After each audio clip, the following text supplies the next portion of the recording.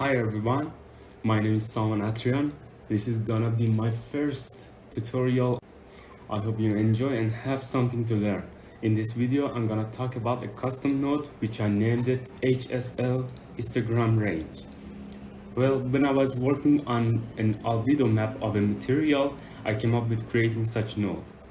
As you may already be familiar with the procedure of making albedo maps, not always, but usually after creating the height map, we go and create an albedo based on the height map by using gradient map sampling. For instance, let me bring a noise.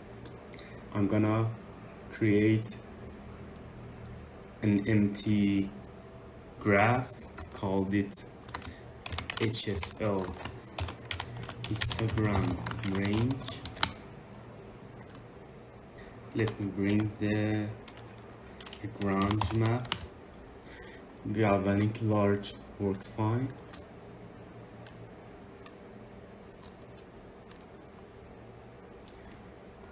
And connecting it to a gradient map. Let's open gradient editor, pick the gradient and creating something like this. When we make this, we have something to tweak this gradient. We have to select these flags and we can tweak this delta R, delta G, delta B, H, S and V, and also the alpha channel as well. So when we tweak this, as you can see, we get a new result. But the problem is, there is two main problems when I'm working on these deltas. The first problem is they don't work on weighted average. As you can see, they work only on the flags presented here, so we don't have any weighted average. And the second one is, as you can see, when I tweak this delta R, it was irreversible. I have to do a Ctrl Z to bring it back, but we can do it procedurally. So I can say they are not procedural friendly. So we need to create a post-process node for color maps. Here, let me bring a sample color picture. I'm gonna tweak this picture based on the color average of all pixels. But why color average? We need a reference color to tweak each pixel color information with the respect to the average color. So for making an average color, we have three options. The first option, I rather say it's not practical. With the while loop node inside pixel processor, we can calculate the average color precisely, but it will cost of exploding Substance Designer. Imagine if we had a 2K texture, then we would have to sum up around 4 million pixels for each R and G and B channels, and each time when we do that, we have to offset the picture each time for 1 pixel, and you can imagine what's gonna bring. That would be a great disaster. So we have only second and third options. The second method would be using a simple blur node. If we bring a blur node and set the intensity to pixel size, for instance 248, we have the average color. Or the second method would be using a simple node like transformation 2D or blend node. You can use the blend node either, and set the output size to absolute and bring it back to 0.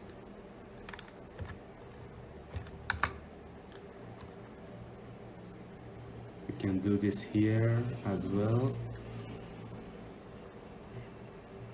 Okay,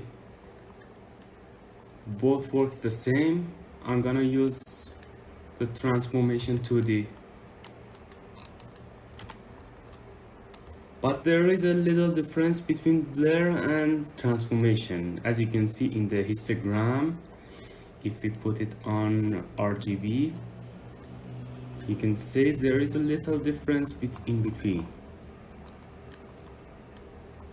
So we can bring those in the final archive by create a switch.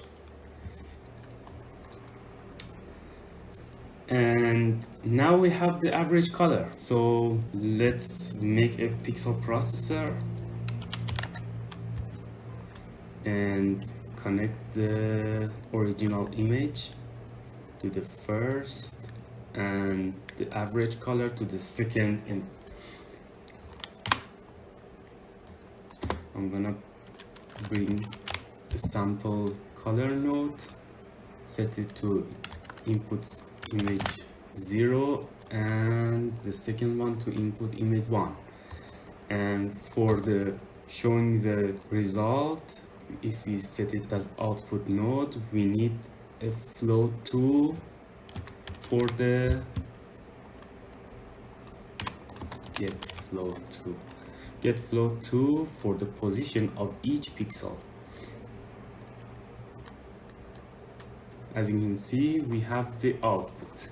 Okay, now I'm gonna make a comparison between these two pixels, but for the comparison, as the node name suggests, we need an HSL comparison. So we need to convert the RGB to HSL. But if we bring the RGB to HSL function,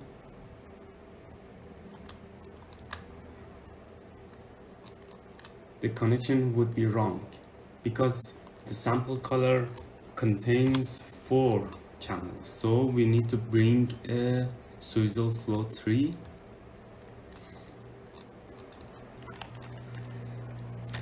Let me make a copy out of it and connect it to the sample color input 1.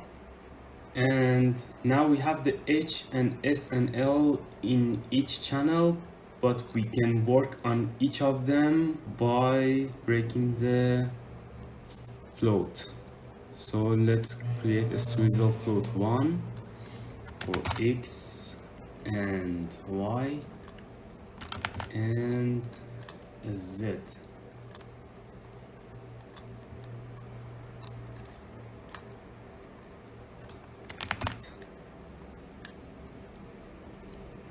Now we have the average hue, average saturation, and average luminosity. For making the comparison between each of these channels, the saturation and the value is the easiest part, but for the hue we have to do some tweaks because it's going to be a little bit more complex. So I'm gonna subtract the pixel saturation from the average saturation. It gives us a distance. Now if we add this distance to the reference saturation or average saturation, it gives us the same value for the pixel, but I'm gonna multiply it, and multiply it in the float 1, called it saturation range. So if we add it again to the reference saturation, it's gonna give us a new value. And we can do this for the value as well. For the value, I'm gonna bring it here.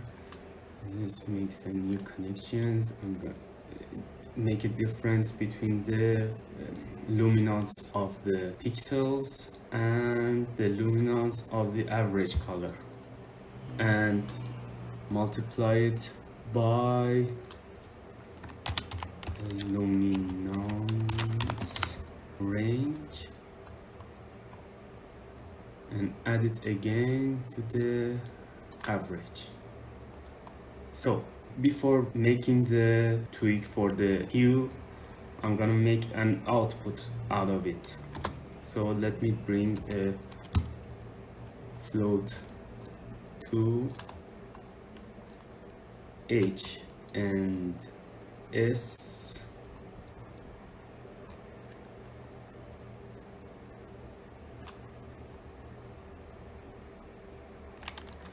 and vector float 3 HS and L, but we can't create an output out of it. We need an alpha for the output, so I'm gonna bring the alpha of the here swizzle float 1 and set it to W, and make a vector float 4 connecting the first 3 channels and the last channel, and set it to output. You may see this result. I'm going to bring those variables I defined in the pixel processor. So I'm gonna click on the add button. For the first one, I'm gonna call it, let me call it hue, but we have to use it later.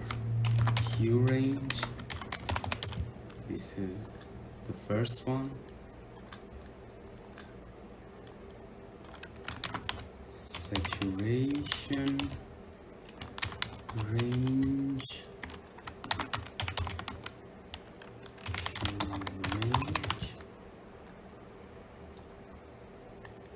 and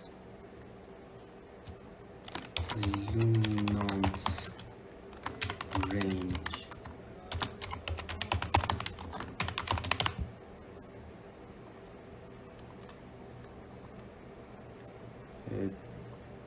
The result won't work because there is a problem with the pixel processor. I guess it's a bug, and I guess that's gonna work.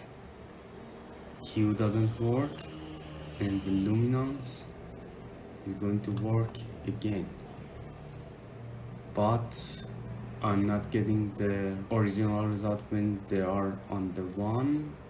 I should check it out and see why. Oh, I forgot to bring back the HSL to the RGB again. So when we are working on the HSL, make sure to bring back the RGB again. So I'm gonna bring back the RGB or HSL to RGB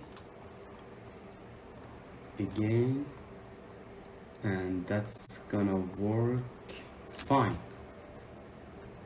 There we go. So now if we tweak the saturation range, we have the same saturation when it's put it on the 0 for each pixel. We have the same average, and for luminance range, if we put it on the 0, you have this effect. Okay, now let's go back and create the hue range functions for the final. Now the hue we have is between 0 and 1, but the hue is a continuous range. So when we're working it between 0 and 1, we have to work with a function called it modulo. What is modulo function? Let me bring the modulo and set the divisor to float 1. I'm gonna show you what is the modulo. As you can see here, the modulo is a function that returns each value to a value between 0 and 1 linearly. So if we have 0.5, it gives us 0.5 as well. If we have 0, it gives us 0 or maybe 1 as well. If we have 0.7, 0.7.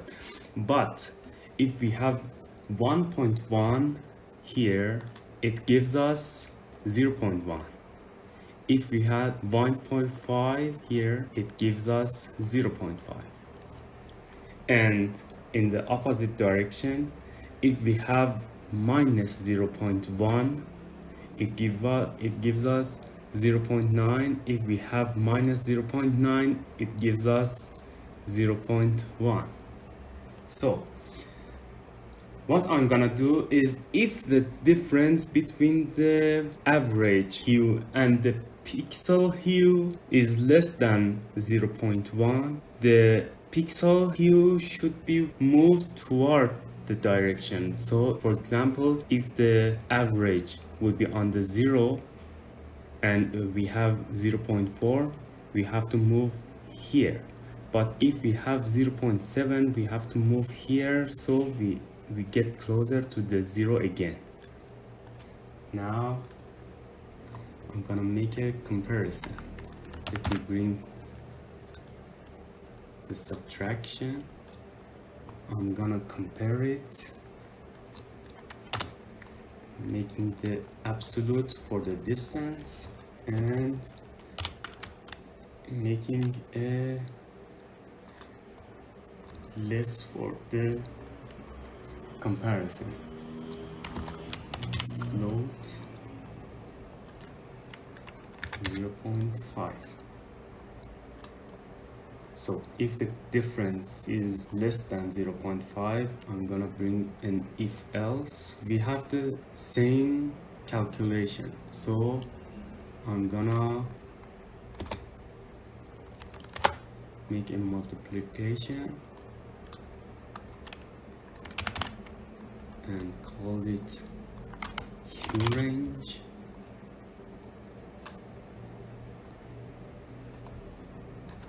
And edit it back to the average hue, and then connecting it to the modulo. But for the else, I'm gonna subtract the difference by 1.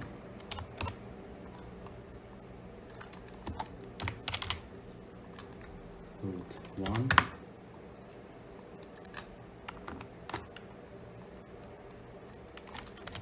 And multiply it again by the range,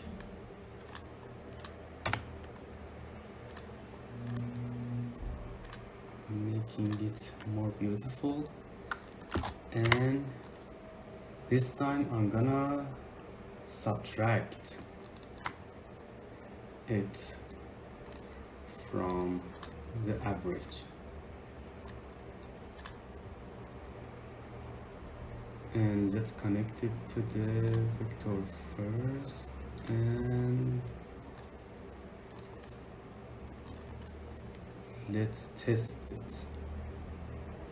As you can see, the hue getting closer and closer to the average, and there we go, we have the node. But we can create this node a little bit more customized. For instance, we can maybe use an input color for the average. So if we bring the input number to 3 and bring a uniform color, setting the output size to absolute, and 4, I guess. Yes, now we have the uniform color.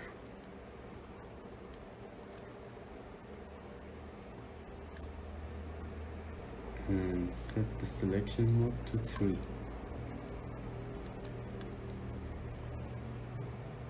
As you can see, We have the comparison between the original image and a custom color.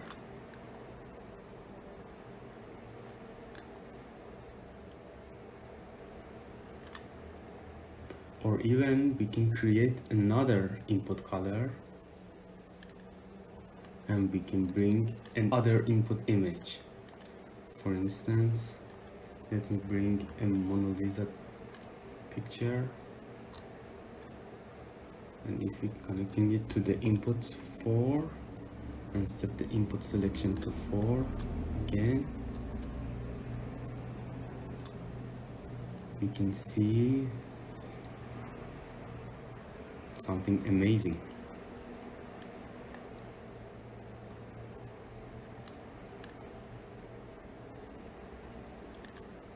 Boom. Now let's finalize the node for the input. Make an input color.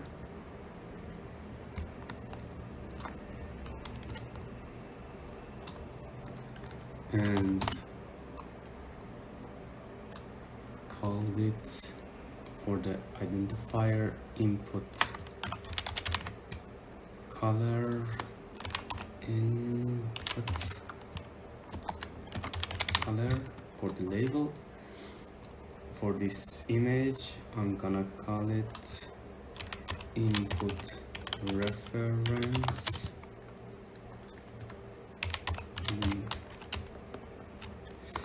input reference. Let's delete it. And for the final, I'm gonna bring an output node. Call it output as well. For this multi-switch color, I'm gonna set it on reference to parent.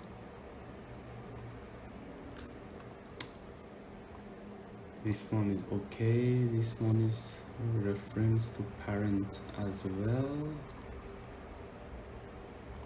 This one again reference to parent. This one is reference to parent, and that should be fine.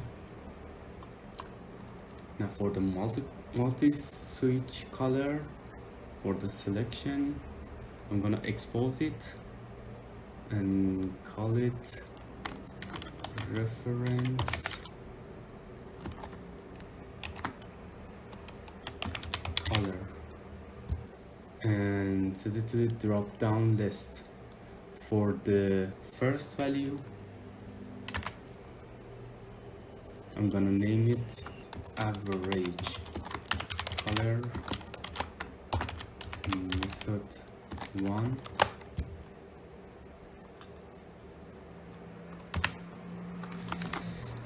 Average color method 2. Custom reference color, and custom reference input. So I guess we're done, but wait, let's make an uniform color for here. Expose it as new graph.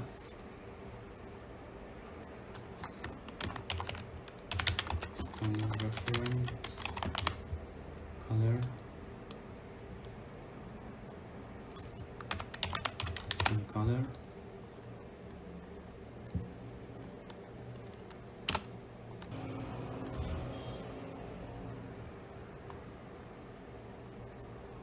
Okay, now for the final part, I'm gonna make sure these parameters and the inputs are not visible only in some certain conditions. For the input reference, I'm gonna make a visible condition. I'm gonna type it input bracket and the name of selection for the multi-switch reference color input selection. Yes, I'm gonna copy it. Input, if this would be equal to 4, the input reference should be visible in the node, and for the uniform color, input 3. So here in the custom reference color, I'm gonna bring the code again.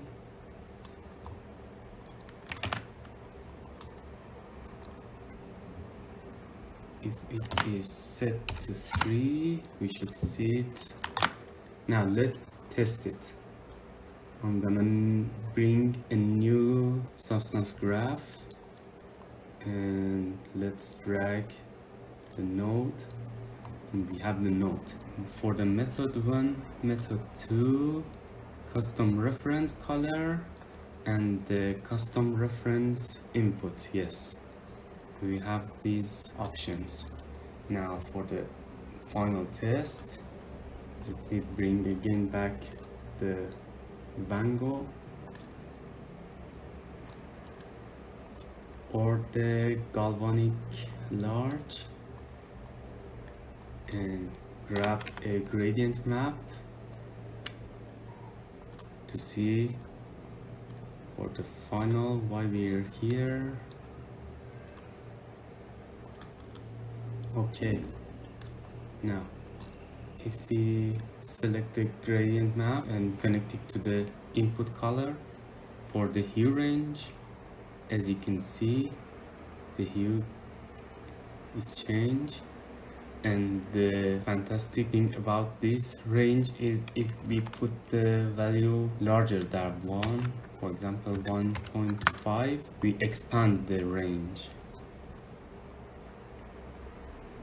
Okay, and for the saturation range, bring it back and setting it to 1.5.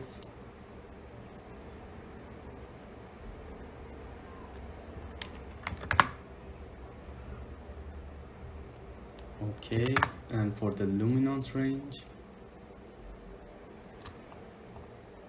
cool effect.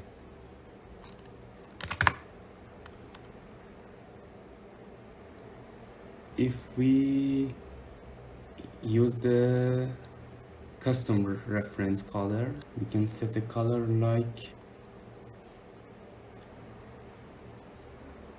this.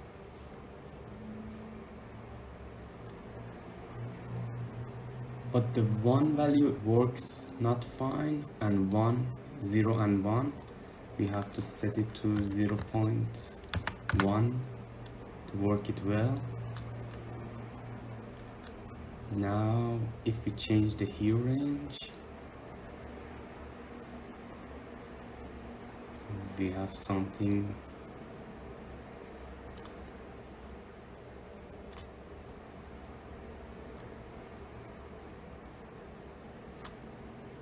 interesting. And for the value, okay.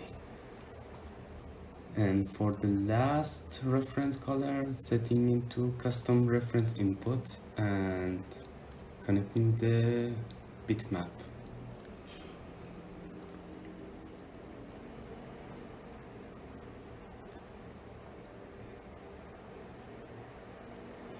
And that's what luminance range do. For the saturation range, cool. And for the hue range,